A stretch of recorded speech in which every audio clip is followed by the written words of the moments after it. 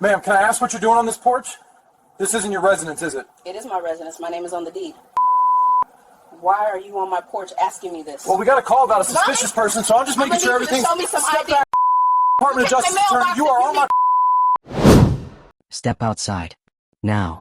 The officer's voice was loud. I'm already outside, the woman said.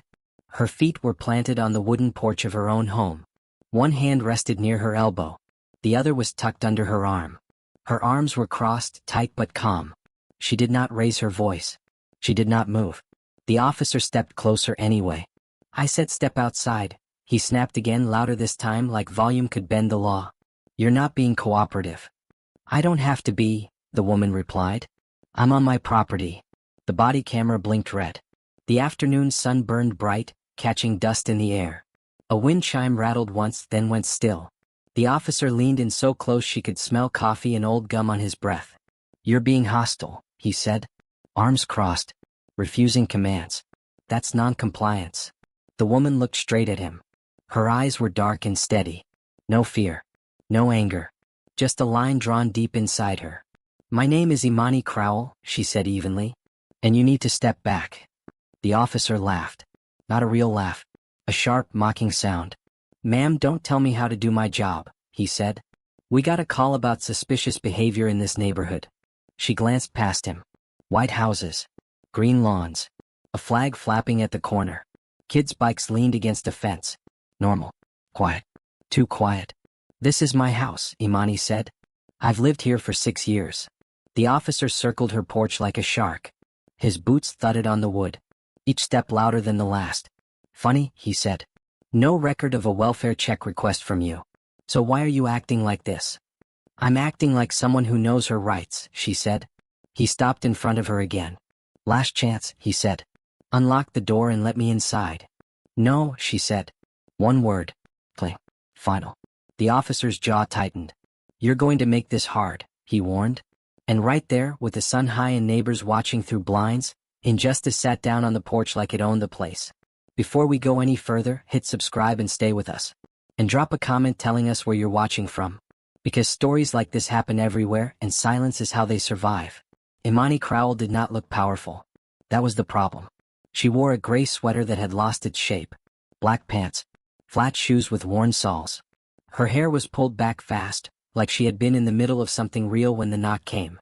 No makeup. No jewelry except a thin gold ring on her left hand. She looked like a woman who worked long days. A woman who minded her business. A woman people passed in the grocery store without seeing. The officer saw all of that and decided who she was. Wrong choice. Imani had been reading at her kitchen table when the knock hit the door. Not a friendly knock. A hard one. Sure. Demanding. She checked the window first. Years of habit. One officer. White. Tall. Sunglasses. Hand near his belt. She opened the door but did not step out. Yes, she asked. Police, he said. Step outside. For what reason, she asked. That was when his face changed. Don't start, he said. We got a call. A call for what, she asked. He leaned in. Suspicious activity, he said. Now step outside. She stepped onto the porch and closed the door behind her. Come. Careful. That should have been the end. It wasn't. Imani knew this dance. She had seen it from every angle. She had studied it, lived it, survived it. She knew the way his eyes scanned her house.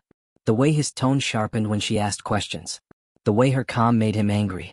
You live alone? He asked. Yes, she said. You own this place? He asked. Yes, she said again. Who's your landlord? He pressed. She blinked once. I am, she said. That was when the mocking started.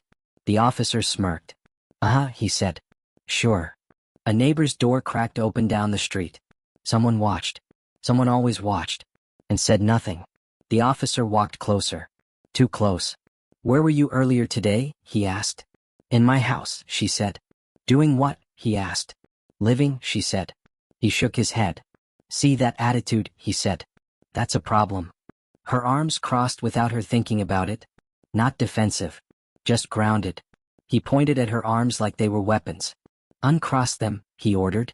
No, she said. That was the spark. That was when he called her hostile. That was when he threatened arrest. That was when the line between law and ego disappeared. You don't get to talk to me like that, he said. You're not in charge here. Imani felt it then. The old pressure in her chest. The memory of rooms with no windows. Of long nights. Of voices raised for no reason except power. She breathed through it. Officer, she said, you are standing on my porch without a warrant. I have asked why you are here. You have not answered. You need to leave. He stared at her like she had cursed him. You think you're smart, he said. You think you know the law. I do, she said. He laughed again. People like you always think that, he said. That sentence hung in the air. People like you. The words were old. Heavy. Sure. Imani did not flinch. Behind her eyes, years moved fast. A dusty office in Jackson. A badge laid down on a table. A folded flag handed to a crying mother. Courtrooms. Files stacked high. Names whispered. Names buried. But on the porch, she was just a black woman with her arms crossed. And that was enough for him.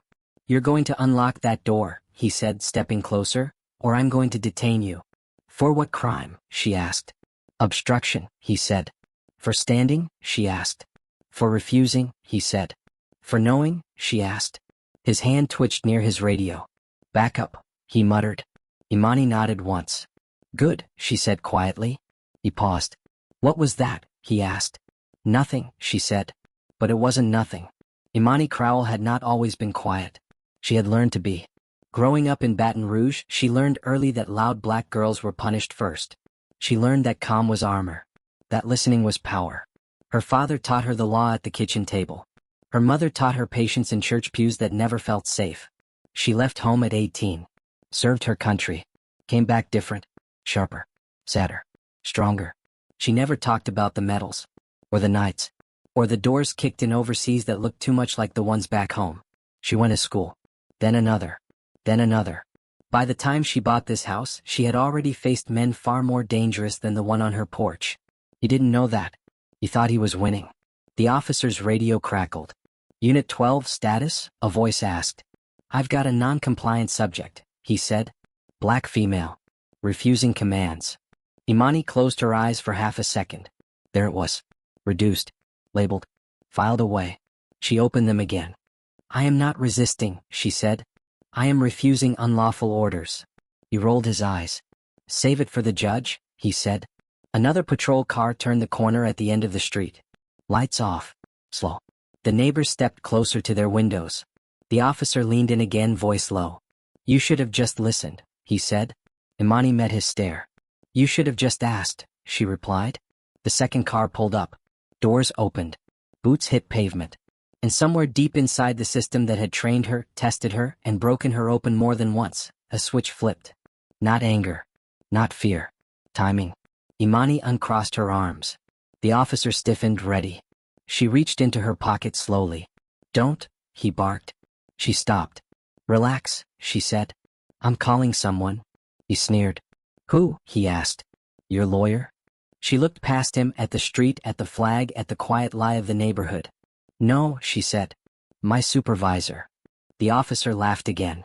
But the laugh didn't land this time. Because the backup officer had gone very still. And because somewhere far from that porch, a phone had just started ringing. The porch went quiet in a strange way. Not peaceful, not calm. It was the kind of quiet that comes right before something breaks. Officer Clay Mercer stood there breathing hard, chest rising fast, one hand hovering near his belt like he wanted a reason. His voice had already climbed too high, cracked too loud. He could feel it slipping, but he didn't know why yet. Nia Bell didn't move. She stayed right where she was, feet planted on her own wooden porch, arms still crossed, back straight, chin level. The wind brushed her sweater. The hanging plant above her creaked softly. Somewhere down the block, a lawn mower hummed. Mercer pointed at her chest. I gave you a lawful order, he snapped. You refused. That's non-compliance. Nia blinked once. Slow. Come. No, it's not, she said. It's a question you don't want to answer. Her voice wasn't loud. That scared him more than yelling ever could. What question? Mercer barked. She looked straight into his body cam. What's my crime? Mercer opened his mouth. Closed it. Opened it again. You're acting suspicious. Nia tilted her head just slightly. Standing on my porch with my arms crossed is suspicious? Backup had not arrived yet, and Mercer felt that weight too. A neighbor across the street had stepped outside. Then another. Phones were coming out now. Slowly. Quietly. Nobody said a word, but eyes were everywhere. Mercer paced the porch edge, boots thudding hard. You fit a description. Nia nodded once. Of what? A person causing concern. Concern to who? Mercer snapped back. Don't get smart. Nia uncrossed her arms for the first time. She reached into her sweater pocket. Mercer's hand flew to his holster. Hands where I can see them. Nia froze. 2 fingers holding a slim black card. This, she said calm as rain, is my federal ID. She didn't hand it to him, she held it up. So, the porch seemed to lean in. Mercer squinted. The light caught the seal. Gold. Not local. Not state. His face changed, but only for a second. He scoffed. That doesn't mean anything. Nia's eyes hardened. Not angry. Just done. Oh, she said softly. It means everything. Sirens wailed in the distance. Back up. 2 cruisers pulled up fast. Tires bit into the curb. Doors opened. Officers stepped out, older, steadier, eyes sharp. Then a black SUV rolled in behind them. Unmarked. Quiet. Heavy. The driver stepped out first. A tall black man in a dark jacket. Gray at the temples. Calm face. Federal posture. He looked at Nia. Then he smiled. Nia Bell, he said clearly. Didn't expect to see you here. The world cracked open. Mercer turned. Sir, who are you? The man didn't look at him. My name is Marcus Halden, he said. Deputy Director, Civil Rights Division. Silence. Marcus stepped onto the porch, stood beside Nia, not in front of her. Beside. You okay? He asked her quietly. I'm fine, she said. But this officer isn't. Marcus finally turned to Mercer. Officer, he said, voice even, did you just threaten arrest on a senior DOJ civil rights investigator standing on her own property without a warrant? Mercer's mouth went dry. She was non-compliant. Marcus raised 1 finger. Body cam is rolling, he said. Choose your next words very carefully. Mercer looked around. Phones, neighbors, cameras, federal seal. The ground beneath him had vanished. Nia spoke again. I told him there was no welfare call, she said. I asked for a warrant. I asked for a supervisor. He mocked me. He circled me. He threatened arrest. Marcus nodded. Come. Controlled. Then he turned to the other officers. Badge numbers, he said. They stiffened, then complied. Mercer stepped back. No, this is being blown out of proportion. Marcus looked him dead in the eye.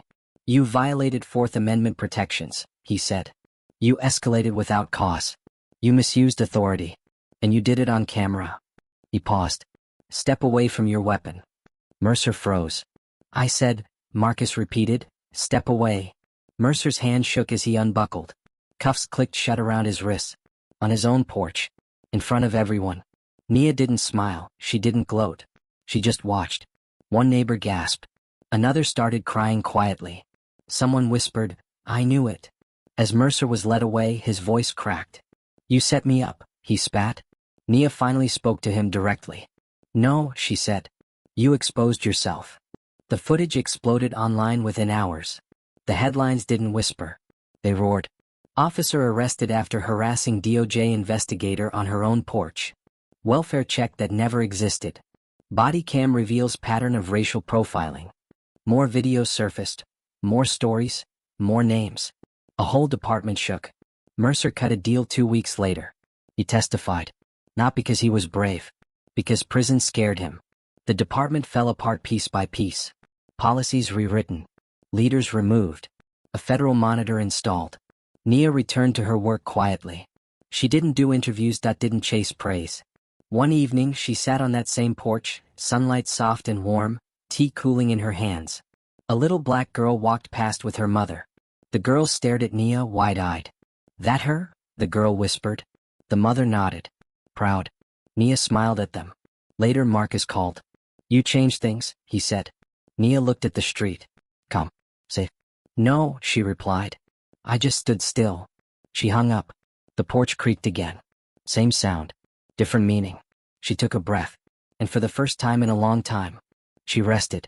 Power doesn't always shout. Sometimes it just refuses to move.